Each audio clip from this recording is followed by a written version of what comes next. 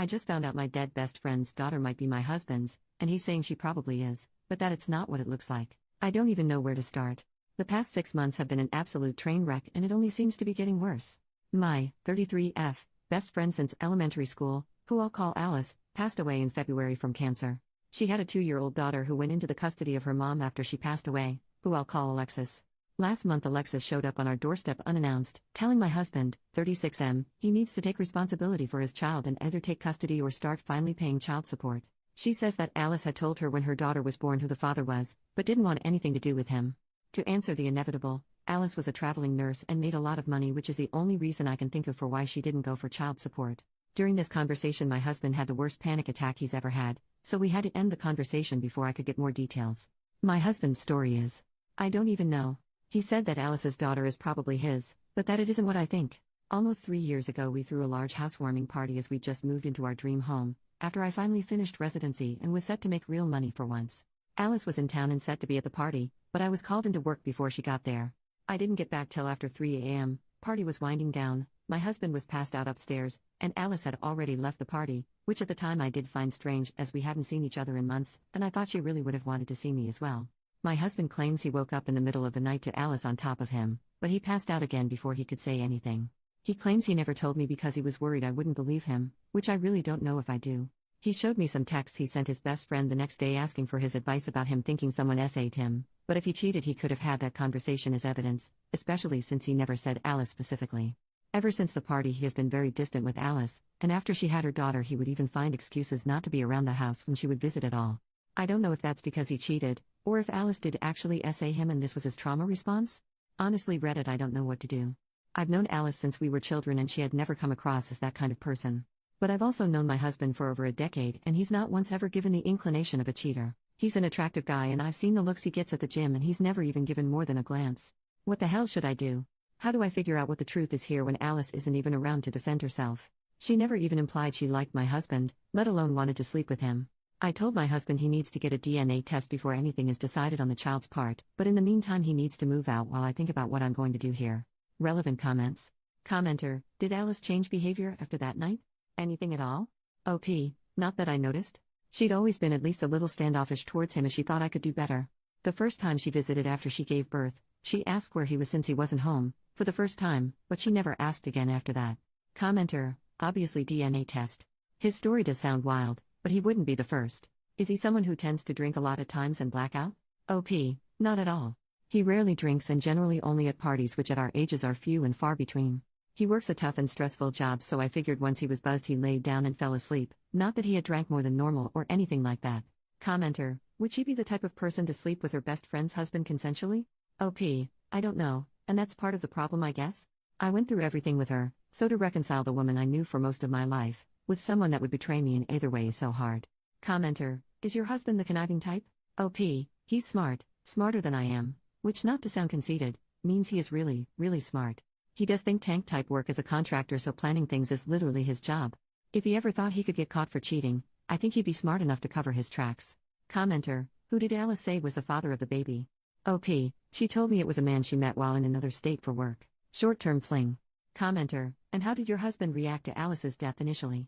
Did his response seem normal, or like what you would have expected? OP, I honestly don't know. I was going through a lot at the time, understandably. I didn't notice any changes in him.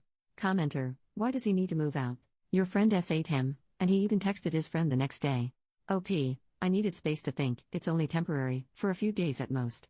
I've been trying to think on this for the past 2 weeks, but it's impossible to do when he's here, as all I can see when I look at him is my best friend.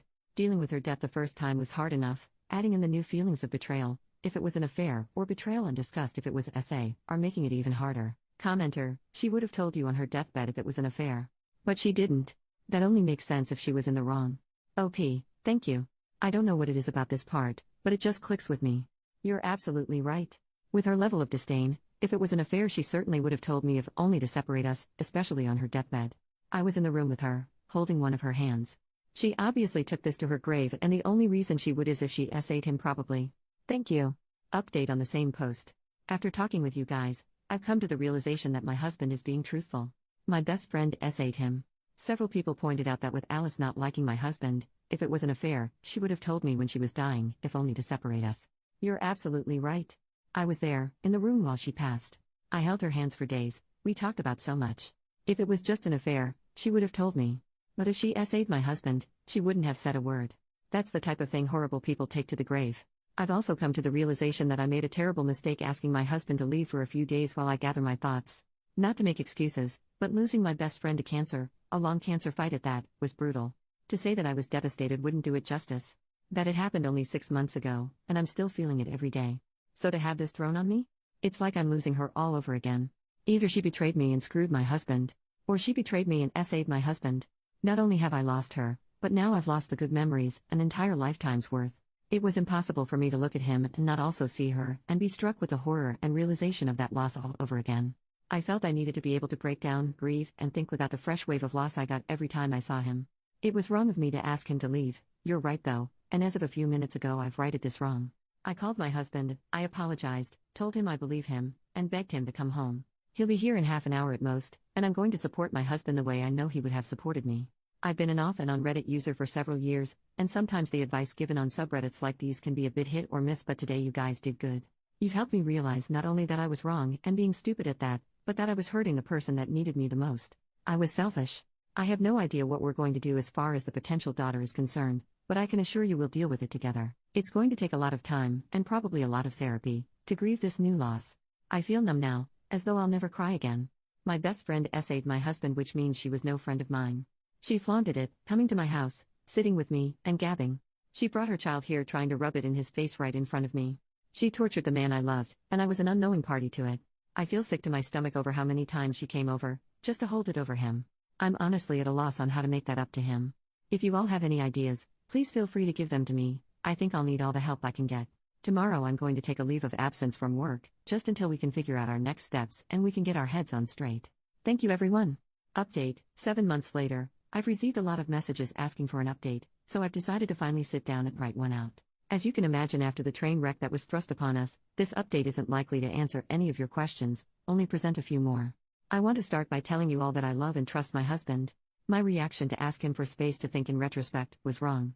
But at the time I didn't know what to think. It was a combination of losing my best friend again, and also the fear that I was losing my husband, that sent me spiraling. Again, it was a mistake to ask him to leave, and I did rectify that in the end. Now for the update. As mentioned in the original post, I did take a leave of absence from work, and we spent a long time just being together.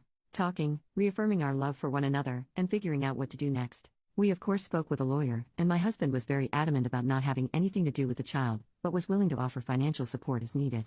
So we agreed to do a DNA test immediately to prove paternity, and then go from there. Didn't know you could buy tests on Amazon, but with only a few weeks processing it was the easiest path forward since Alexis lives hours away. To everyone's surprise, Alice's daughter is not my husband. We ended up testing twice, both very definitive. The first test we performed ourselves as mentioned, and another after Alexis refused to believe the first test, and took my husband to court for child support.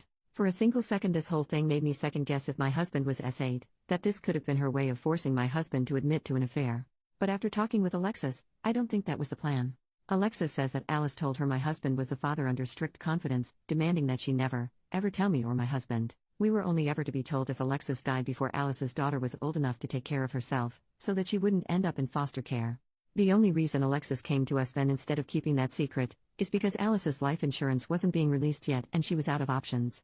She also felt I should know my husband and her daughter had had an affair. This all reaffirms in my mind that Alice did essay my husband, with the expectation of getting pregnant with his child. She obviously had other partners at the time since one of them fathered her daughter, but no one knows who.